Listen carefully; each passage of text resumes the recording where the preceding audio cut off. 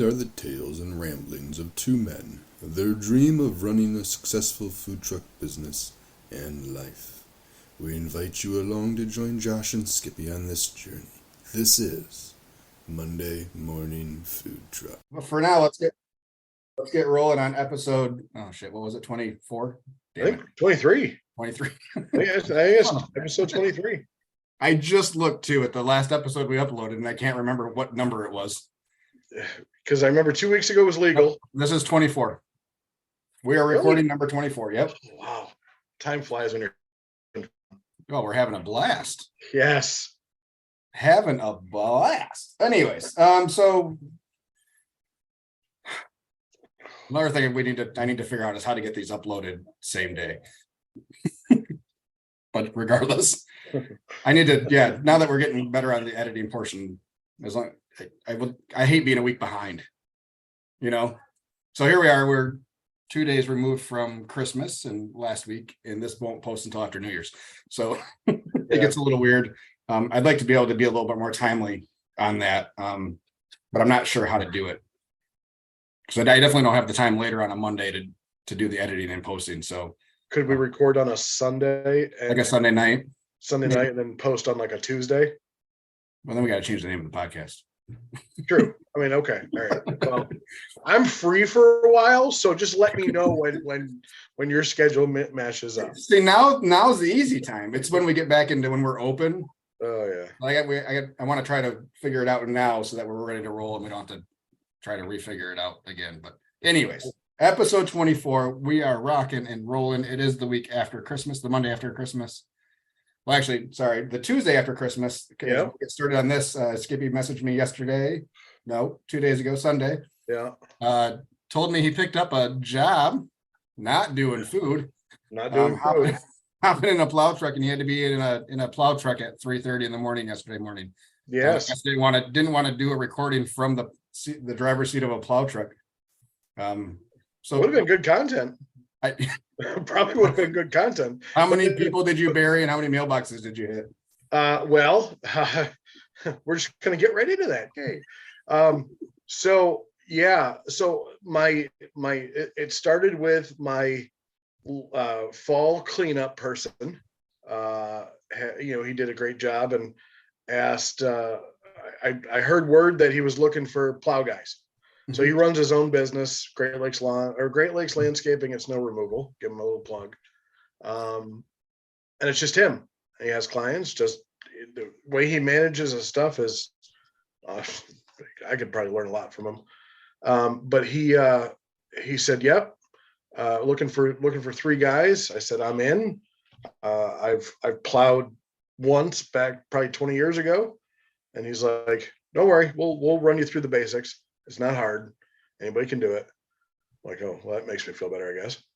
So 2-3 days ago, when we were supposed to get Snowmageddon, that ended up being a dusting of about 2 inches plus a lot of wind. Oh yes, I forgot. You got like feet. You guys over there on the west side is not always the best side. You got a lot of feet. We got inches. It's always bigger over there. So I showed up. Huge. So I showed up on at 3:00 at his house, went through some stuff, and he's like, "Here's the 5 places I need you to hit." Like, all right. So it kind of sends you out, and did my little basics on how to run a plow. It's basically a joystick. Are you yelling at somebody? Okay. It's a joystick, and it's easier than I thought it was going to be. I was in a plow 13 hours on Christmas Eve, and tell Angela thank you. It was Ingrid. Oh, okay. And so 13 hours from 3 to 4 basically on Christmas that long Eve. To do 4 houses? No, because then I went back, so we didn't know. It's not houses, it's all commercials, parking lots. Right. I didn't trust myself around houses yet. So there was a little bit, some miscommunications, but I'm probably more, because it was my first time doing it, more thorough. So in terms of how it looked when I was done, I give myself like a 9 out of 10, but maybe my efficiency might be at like a 6. um, yeah, so we did more stuff, and then he called back and said, "Hey, let's go out." I actually texted him on Christmas. I said, "Hey, it looks like we got fresh snow. It's just me and the wife." It was kind of a weird Christmas, and he's like, "No, enjoy your holiday. Just be at my house tomorrow," which was yesterday, Monday. And I sent you the message. Really can't. Would you record on Tuesday instead? You said yes. And then another 13 hours. This time I did more stuff like residentials, and I went out and salted everything. And it was, it's a lot. I have more respect for plow guys, salt guys. We have a guy over here, Kevin LaRock, a barbecue guy. That's his winter job, and I've got a lot of respect for these guys now. And it might not look like a hard job, but I guess the more you do it, probably the easier it is. Commercial more of a shitty hours type of. Yeah. Oh, I came home. I ate some pizza and went to bed and woke up at 8:00 in the morning. So it was a lot of our essential infrastructure people. The calendar and clock don't matter. Yeah. So when it was job needs to get done is when it needs to get done, and it doesn't matter if it's Christmas morning or whatever. You got to go. So it's like I said, I have a lot more respect for these guys on how much they have to do it, and really it doesn't shut down for anybody. So I figured he would want to do stuff on Christmas because nothing's open, so you get in and out. But luckily I increased my efficiency with my accounts.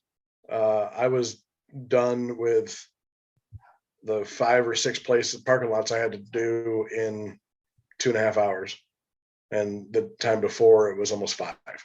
So, and then the time before Christmas Eve. So these trucks don't have what I call Burt bars, which are running boards. So some of these. Well, it took you an hour to get in then. Shut up. Some of these accounts require you to use an app to verify that you've been there, verify what it looked like before, and then what it looked like after. And you have to take pictures. So, sorry, my computer's deciding to make noises. And I had my wallet in my back pocket, and it fell out. And I didn't notice it was out until basically I was almost done. And Christmas miracle, my wife texted me or called me and said, "Hey, there's two troopers or two sheriff's department that just dropped by." And of course my wife's thinking that I'm dying because two sheriff's departments show up on her doorstep. Yeah, that's never good. No. And she's like, "Oh my God, is he okay?" It's like, "Well, we've this wallet was turned into us." Of course my wife thinks the worst. What?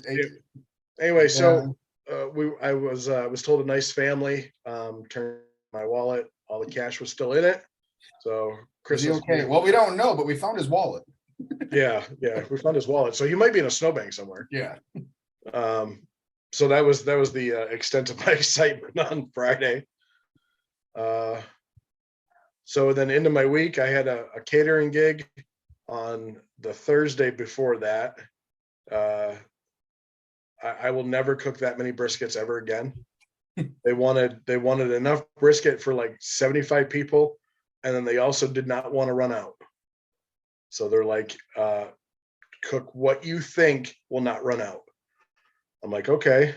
So I'll ask you. Well, before we tell you how many, I'm starting to do the math in my head right now. Yeah. Yep. So, and this is a shop with like 75 guys.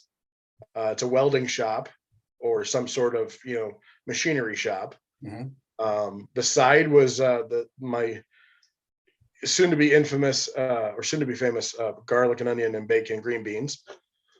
So I did 2 full pans of green beans, and I cooked a bunch of briskies. So how much do you think you would have cooked?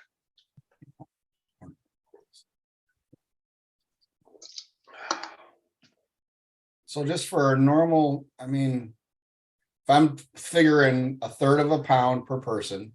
Oh, they want it sliced. Huh? They want it sliced. Okay, but I'm still gonna do the same math, more or less. More or less. Slice it fairly thin, and then I'm going to cut the brisket down the middle so the slices aren't as long. Mhm. Because what I have found is it doesn't matter the size of the scoop or the tongs or whatever they're using. People are less likely to go back for multiple helpings. Correct. You know what I'm saying? Because then it looks like they're being pigs more. So they'll usually, if whatever they get in a tong, they're going to do, they're not going to go back and forth, back and forth, back and forth. Yeah. Well, trick They'll we've go up- noticed, which is they'll why go we up- do smaller spoons for catering. They'll go up for seconds, but they won't take more right then and there. Right. So I'm still gonna figure about the same amount, maybe go to a half a pound. So now I'm looking at probably 35 pounds of cooked brisket, which should be enough, which would be about, I would do 70 pounds of raw. So I would probably go, depending on the cases at Costco or whatever, a full case of brisket. But I would probably go at least 70, maybe 75 to 80 pounds. And that's figuring a half a pound of brisket a person. Which is probably too much, and that's gonna give them leftovers. And I mean, especially if they're only doing a single protein, right?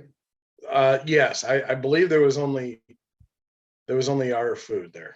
Yeah. So And it was a catering gig that was given to me by a friend, and I will never do that again, because it was his friend, and he was the intermediary trying to, his control freak nature really kicked in. Anyway, so I cooked 7. I actually bought, probably just a little. You're probably closer to like what, 90 pounds then? it was 3 full pans and 1 half pan. Okay. Basically, What was your pre-cook weight? each case was 72 pounds. So I cooked 1.5 cases. So I was about, call it 90 to 100 Still pounds. 100 pounds, yeah. Give or take. All right. They were fatty as hell though. And I didn't pre-trim. I just cooked them. And then trimmed afterwards. But I cooked them on the outlaw. That's a lot on an outlaw. It was because I could Unless you're on a BFO. because I could only fit a 5. Yeah. I had two, and then 1 facing this way. So I had to use the Rectech for other 2. I finished them in the outlaw. So yeah, so basically I didn't receive any calls from friends or him saying he ran out. So let's hope he didn't run out. I don't know. I didn't ask. He paid me, and that's all I cared about. And then Christmas Eve had a catering gig when it was, 6 degrees out, on the outlaw, because it cooks wings awesome. So I had a full pan of wings, full pan of mac, half pan of cheesy taters, and a half pan of pork. Dropped it off at this nice lady's house. Their ethnicity is Spanish, and husband didn't speak a lick of English. And he came out to get the food, and I'm like, I'll bring it to you. It's fine. So then he walks his little butt back in there and takes his shoes off, and I'm just, standing there with food in a box. And then I'm like, yep. She's like, well, looks like people aren't showing up for another hour. I'm like, well, I have racks if you need them, sternos and stuff. No, do I just put it? You want me to just put it in the oven? I'm like, well, take it out of the box. And yes, just put your oven on warm and you'll be fine. Yeah. And she sent me a text yesterday. She said the food was amazing. Thank you, and Merry Christmas, Happy New Year.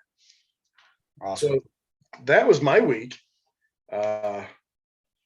And I don't even want to cater anymore. I was gonna focus on catering and start Facebook ads with catering, and it's like, that sucks in the winter, doesn't it?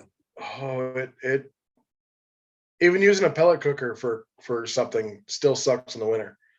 My garage is right underneath my bedroom, and if I open that thing, it gets cold quick. Even though it's insulated, it still gets cold quick. Yeah. And my furnace is right there too, and it's like, yeah, I had multiple layers on, and it was still blistering cold.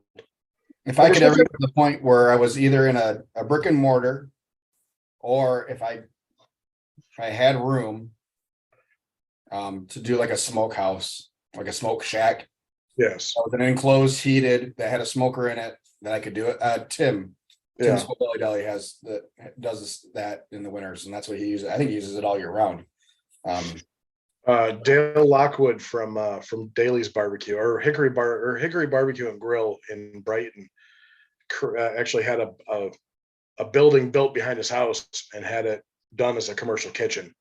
So I walked through it one time. I mean, he's got walk-ins. But yeah, I thought that was absolutely amazing. And I mean, he's been doing it for a long time. So that was my ideal situation when we were looking for houses. We saw a couple that had some pole buildings in them. Yeah. Perfect. This would be awesome. Plenty of space. Just make it a commercial kitchen, call it good. And and then just for whatever reason, we were too far out in the middle of nowhere or whatever. But Have you ever seen Jay Craig's little barn? No. Behind his house. So I went to a class there. He's got an Outlaw inside underneath a 6-foot hood system, and runs the Outlaw in a heated barn, and the smoke goes out. You know, it's flipping crazy, but it's awesome. Yeah, it works. I mean, it's a way to do it. Yeah. Don't know how legal it is, but you know, it's Mentone, Indiana. It's fire code. It's only a problem if you have to file an insurance claim. It's only a problem when they find out. Anyway, what did you do? Oh, let's see. We only did Wednesday last week. Went in pretty light. We did a Spectrum Health office. She let us know ahead of time that she wasn't sure what vacation schedules looked like or how heavy the staff would be that week. I mean, 2 days before Christmas, and so we weren't expecting a ton. It was an okay day. We didn't blow any doors off or anything. But we were ahead of most of the cold front on Wednesday. Weather was pretty good. Roads were clear. Yeah. All in all, it wasn't bad. It was chilly and windy, but all in all, not bad. It was an okay day, and we didn't have to toss too much food. I sent Pam home with a whole bunch of food. Had soup for dinner that night and called it good. Thursday. So blizzard warning. We had the blizzard warning for Elliot and everybody that's listening across however many states. Hope you're all doing okay. I knew that this was not the typical flashy news clickbait storm, because you can always tell. The projections kept getting worse. Depends on what part of Michigan you're from, because it was a clickbait storm for us. Every time it said we were getting 10 to 12 inches. Every newscast, every website, everything was 10 to 12 inches. Sorry, go ahead. Our West Michigan meteorologists, for as much crap as they get, they're pretty good on how the lake affects most things. Yeah. I believe them over the Weather Channel. Like, the Weather Channel was stupid. I mean, they probably had it right for you guys. But they were saying, I think the last forecast I saw for us on the Weather Channel was like 6 to 8 total. But then on Wednesday, someone spotted 2 Weather Channel people in Holland, Michigan. So they bought it to the bottom. Yeah. Everybody was excited that it wasn't the guy that they usually have standing outside during the hurricanes. So they knew it couldn't be too bad. It's a good storm, but it's not like that poor guy's storm. So, but yeah, Thursday it started snowing. I don't know, about 1 o'clock, we started seeing some flurries. Like, oh, here we go. Just as a joke. Right. I ran my daughter down to Kalamazoo to see a friend. She was going to spend the night there against my better judgment. And by the time I got back, we had 2.5 inches on the ground already. So I went out and shoveled that night. By the time it was 7 o'clock, the bottom had dropped out of the temperature. The wind had kicked in. Every time I shoveled probably 10 times over the course of the 3 days. Never once could I shovel the entire driveway because it was so damn cold out. But by the time I got my turnaround in my driveway cleared yesterday, there was, and this was after the ground still isn't frozen, so it's still melting snow and compacting it all. There was at least a foot of compacted, wet, heavy snow in my turnaround, the whole thing. My neighbors who have been gone since Wednesday, Because they were smart, got out of Dodge. well, they have a 4-foot snowdrift in front of their garage door. Oh, well. They're not getting in. So unfortunately, we've talked about it before, but we really need to exchange phone numbers with them. Because they have remote control over their garage door. I would have snowblowed it for them and then used it to snowblow mine throughout the weekend. And they could have come home to a clear driveway. So maybe they're not coming home until next week or this weekend, and it'll all be gone anyways because it's going to be 50 and rain for 3 days. Yeah, we're having a beach party out here. So yeah, for you guys that only got 2 inches, no big deal. There's going to be a lot of water on the ground over here. Yeah, so what really hit us was, so when I went out on Christmas Eve, what hit was we had light rain before that. Mhm. That froze the roads. So even with a plow, I still went sliding Oh, yeah. through plow and 4-wheel drive. 4-wheel drive doesn't matter to the ice.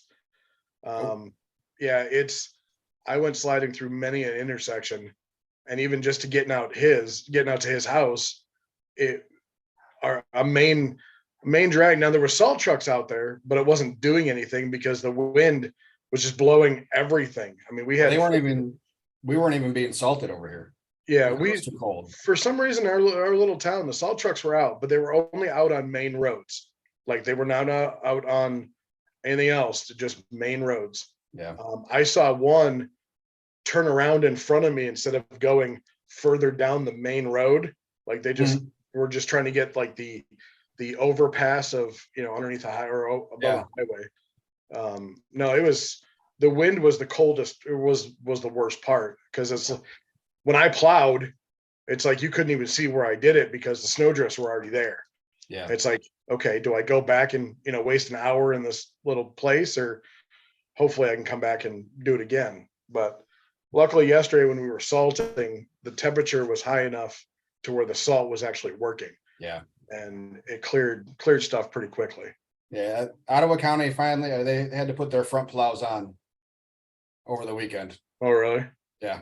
Oh, So we're at Grand Rapids is at their 3rd snowiest winter so far. really? Or 3rd snowiest December so far. Yeah. Oh, wow. We're like 20 inches above average. Yeah, I'm expecting more throughout the next couple months, but Yeah. Oh yeah. I mean, I think awful. the joys of running a plow is I can run a plow in my own driveway. So yeah. So did you put a plow on your truck then? Or Yeah. are you using his truck? Okay. Using his truck. Okay. Yeah, I'm not screwing with my suspension. I mean, I thought about it. I was like, I could, like, how many houses would I have to do? So But he pays us cash, Mhm. $20 an hour. So, I 520 bucks over basically a 24-hour shift almost. yeah. Not bad. I'm okay with that. But like if I was able to get like 50 residential houses on like a prepaid, Yeah. good for the winter. How much do you charge for that? But then again, yeah, I would have been gone Christmas morning. I would have been gone all Christmas weekend. Yeah. Out plowing 50 driveways nonstop, just doing a rotation. So what I was thinking was, in my little neighborhood, there's probably 50 houses, is offering, I wouldn't go far, but offering them, like, put a plow in my truck because it has the plow package already, and do it for, $25 or something like that. Yeah. And just stay in my neighborhood. That Yeah. way it's in out. I learned how to plow stuff. And then I'm watching the 2 guys yesterday. I watched the 2 guys not do the same stuff I did. Like these plows have little side scoops where they'll plow everything. It's not like a V plow, but it'll plow everything in front of you and not leave a trail. Yeah. Or you can, make a straight blade on one side and curl the other way so it goes one way. I'm watching these 2 guys, they just put them both out and they're just pushing. I'm like, you're leaving everything on the sides. And I'm like, is this why it's taking you so damn long to do this one part of it? Sorry, that was a rant. So I don't know if you know this, there's a plow service like Uber. Yeah. Where it's on demand. So over here it's called Plow and Mow. So are you sure it's not Plow and Mow and it's like an escort service? When I said I was plowing my neighbors, somebody looked at me like, "Excuse me, what are you doing, neighbors?" But yeah, she's like, we should call and just have it done. I said, well, our driveway's not marked because we just shovel it, Yeah, and you can't tell where the edges are. And I have No. sprinklers on the edge of my driveway. It's like yeah. the last thing I want is someone to go off. I said it's just not worth it. Well, he tells his residential clients to mark your driveway. Well, yeah, everybody, and you should. And I went to 4 houses, and 1 driveway was marked. Yeah. And it's like, I mean, I could see where somebody already did it before me, so it made it a little bit easier. But I would rather do parking lots all day long than residential houses. Yeah. And she's like, well, that's their problem. It's like, no, that'll be our problem in the spring, Especially when we're you're replacing sprinkler heads. Exactly. Yeah. At our cost. Yeah. He's like, if you get up a little bit of grass on the side, I just come by when all the snow's melting and drop some grass seed and hope for the best. Yeah. But some people are Karens. Like this lady, she had to be done, or it had to be plowed by 7 a.m. because she had to leave. And I'm like, okay. So I get there, and it's a 2-car driveway. Both cars are on the left, right? Both cars are over here. So I have enough room to drop a blade and come backwards and then push it somewhere. Yeah. And shovel her walkway. And so I did it, and she's like, okay, that's fine. I'm happy. He sent some other guy, or the other guy, to do it, and she complained, was absolutely bitching and complaining because her cars are in her driveway and you can't do anything with that. So she complained to him. So I went back and checked it out. I dropped a blade and probably this much got off the driveway, like on the side, because he might have not went over far enough. Yeah. And it's like, are you are you kidding me? Like, this is that? I'm like, wow, I could deal with that. Yeah. But you get what you get and hope for the best. That's right. Anyway, enough about plowing. Plowing's fun. It was kind of fun. Title of this episode, the one where Skippy plowed his neighbors. Love plowing my neighbors. Except all my neighbors are like 82. 1-800-PLOW mound. I still have a cough. Don't make me laugh. Oh. So yeah, that's our barbecue, our food truck week. Not a whole lot going on clearly with the holiday season. We're not doing anything this week. Well, we're not open at all this week. You're not doing anything. So you're not doing anything New Year's Eve? You won't set up for a New Year's Eve? You don't like those late night shifts, do you? I don't. Yeah. I don't. No, I don't. Not at all. And we haven't had a whole ton of luck with these special holidays at our normal locations. And it's probably, we just need better spots, but anybody that's doing anything for New Year's Eve probably already, most of them already have their set trucks year in and year out. Patty Matters used to be the only truck that would go year round. I think they've scooped up a lot of those premier locations. So I know that this year they're going to be downtown Grand Rapids for the ball drop, I think. So yeah, it's just it's not appealing to me. I'm sure the money's okay. It can be. We did it last year for our first, obviously it was our first time, but we had a caterer, like a wedding reception that we were doing. And then from the wedding reception, we just went downtown, and COVID canceled everything.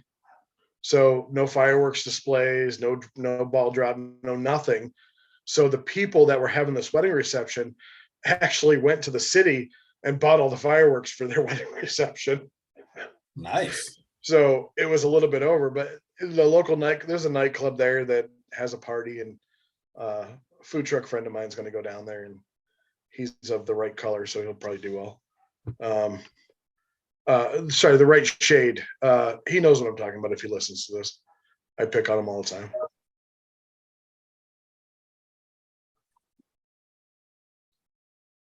It happened. I'm sorry. It happens. I can't shy away from it. It happens. We were down there both together, he got that crowd and I got the other crowd. It's for some reason it happens like that. Well, it's because, and we've had it happen at our truck. We've actually gotten called from some African American gentlemen after they came, and they said that's the best barbecue I've had from a white boy. Yeah, best compliment you could ever get. Well, yeah, but we've also had people walk up, look at us, and then walk away. Walk away. Yeah, absolutely. Yeah, it's I get asked by the same African American gentleman anytime I go down there, do you have ribs? And I'm like, no, but I have pork and brisket. They're like, well, I'm not going to buy from you until you have ribs because I want to try your ribs. I'm like, but I have food here now. Like, damn it. Well, but then he went down the other guy and got a burger. I mean, it's just it's how it is. Anyway, so we were the only ones down there last time, and it was a good time. It was a fun time. We had a couple of lesbians hit on my wife, say that she was cute and wanted her to come out and dance with them. I'm like, if they were hotter, maybe, but not so much. So yeah, this week for me is just I finishing up the admin stuff. Secretarial. Yeah, because I haven't touched it. I didn't have time last week between getting stuff ready for Christmas and yeah, I was wrapping presents until midnight on the 23rd, and then until 1:00 on the 24th. So Procrastinator. I am not usually that person for Christmas. Did you go out and buy something Christmas related on Christmas Eve? Yeah. Sure did, and the stores were empty. You know that you can, because everybody was hunkered down for a blizzard. Do you know that you can buy from Amazon and they'll wrap it for you? Yes, I did know that, but because I did that one year and they sent little bags and it was all wrapped. I'm like, oh boy, my wife's gonna kill me. Yeah, but Prime is not Prime right now. Especially as the closer you get to Christmas, it's harder to get stuff in the 2-day window or the 1-day window. And then they pulled their trucks over here on Saturday. Really? Yeah. They pulled all their drivers. So there was no Amazon deliveries on the 23rd of December or the 24th. So isn't that nice? Yeah, UPS was out, FedEx was out. We didn't even have postal service on the 23rd. Wow. Or the 24th. So yeah. We definitely had postal service. But it was seriously, it was, I mean, for as much as everybody was bitching about it not being a blizzard, you guys have the benefit of being shielded from it because of us. Be bigger by you guys, yeah. Yeah. So we weren't nearly as cold, and neither were you guys as the rest of the country, which is good. And that's the benefit of the Great Lakes. Warms up the air a little bit, but then it warms up the air so that we get more precipitation dropped on us. Yeah. Which is how the lake effect works. So it warms up the air, causes more precipitation, and then it dumps on us. And it was, when it dropped, it was all that light fluffy snow like you guys had, but we had feet of it and blowing. So there was definitely roads that were closed because of snow drifts. If you didn't have a 4-wheel drive vehicle, you shouldn't have been out on the road. So you shouldn't have been out anyways, but I managed okay. Made it home alive. I had the closest call I've ever had on a road in the winter to being involved in a pileup. So outside of that, yeah, no problem. But yeah, this week just secretarial work, getting everything caught up for the year, closing the books on the year, and next week's episode will be our reveal of how we did for the year, I think, if that sounds good to you, Skippy. I think we can work with something. Okay. Cool. Well, to be clear, why Skippy was plowing his neighbors. Then you realize who knows who. Yeah. Now, so change the subject to back to our stuff. So on our Facebook page, MMFT guys. Yep. Right. when we posted yesterday's episode, we actually got a lot of comments on it. We did. And one of them was from a guy in Florida. I had to read it like 3 times to actually understand what he was saying. And he Go find it again. Oh, hold on to my video. Sorry. Basically, he said in Florida, his busy season is from October to June, and he doesn't want to work any. Let me see if I quote unquote MF in hot summers. Yeah. What do you think about that? Like we only talk about Michigan weather. We don't really talk about other states. Which is awesome that we're getting, and this is awesome that we get people from other parts of the country, and that's kind of what we were looking for. Yeah.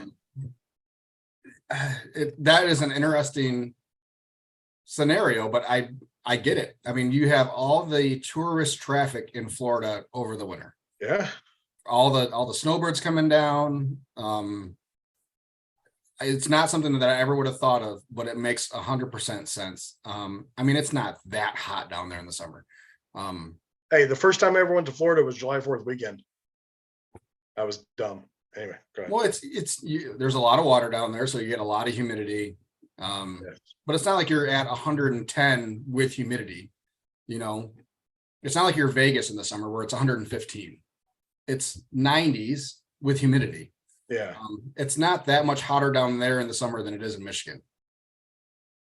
Really. Yeah. Yeah. It's the humidity that kicks everybody's ass. Yeah. It's not a quote unquote Arizona dry heat. And you know what? It is miserable in the trailer and in my trailer in August when it's 95 degrees out and 100% humidity. It's awful. It sucks. You're wet from the time you walk on to the time you get off of it. Yeah, I mean, there's a lot of days where we bring multiple shirts so we can change our shirt halfway through the day. Yeah. Because you just sweat that much. Yeah, it's not fun. It's just, when I saw that comment, it was just interesting. I'm like, I had to read it 3 times to figure out. Yeah. I mean, it makes sense that like our winter, if you think about it, is like his summer. You know, both of us don't want to be in the trailer around the same time. Yeah. I think our summer is probably a little bit less dreadful than his summer, but it's still, we don't want to cook in the winter. He doesn't want to cook in the summer. Yeah. It was not the new episode post. It was correct. It was yours picture. Yeah. That shows a 3-foot snowdrift off the back of your trailer. Yeah. How's your is your unit, your air conditioning my rooftop unit? It turned itself off on Friday. Yeah. Which is, I mean, and so my trailer sits east-west. Yeah. The vents on that thing are off to the west, so the wind blowing through hits it perfectly for it to freeze up. Which is why I went out and checked it, multiple times a day just to make sure everything was staying warm. So yeah, just kick that back. It turned it off because it still tries to run. Yeah. So I just turned the power off on it, bringing in my second little space heater just to keep things warm. Yeah. But I mean, the ambient temperature according to that was at 34 degrees, but the other space heater that I had pointed at my sinks, I mean, the sinks were warm to the touch. So there was no threat of really anything freezing. But yeah, it's about 50 degrees in there right now. Gotcha. Last I checked. So, yeah, I mean, it takes a little bit of monitoring but it's okay. And that brings, I mean, glad you brought that up. It's the other comment that we had about water freezing in the winter in Michigan. Here's what I think you need to have in order to be able to run through the winter. My trailer always has power on it. Yes. So it's plugged in at my house. And then when we go out, so it's only not plugged in for half an hour at a time. So yeah, the heater's running in it. There's heat running in it at some point or at some way all the time, pretty much. Mm-hmm. So as long as you do that, you're not gonna have time for water to freeze anywhere. Yeah. So and we both keep a heater underneath our sink cabinet. Yeah. I think that's definitely the first thing that's going to probably freeze is your water pump. And you don't want that to freeze because it takes a long time. If your water tank is full, it takes a while for that whole thing to freeze. Yeah. You Oh might, yeah. you might have the top of it freeze, but it takes a long time for, you can tell with the lakes and things like that. It takes a long time for deep water to freeze. Yeah, and everything is inside, so you're shielded a little bit from the harsher wind, Yeah. the wind chills and all that. But yeah, I mean, you can definitely notice how much cooler it is inside of all of my cabinets, especially my floor cabinets. It's probably a 15-degree difference. If you were to Yeah. open one of those up and reach in there, it's definitely cooler just because of the seals and everything. I mean, air gets in there. So, And that actually brings something up too, is so one thing I've noticed about my new trailer, which was used but new to me, is I had a porch trailer back in 2016, 2017, and that I didn't build myself, but I had it built per my specs. And the one thing I got, because it is Michigan, was I got insulated walls and an insulated ceiling.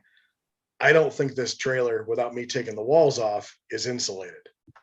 And that definitely will suck out any heat that you have a lot faster and make any heating elements work that much harder.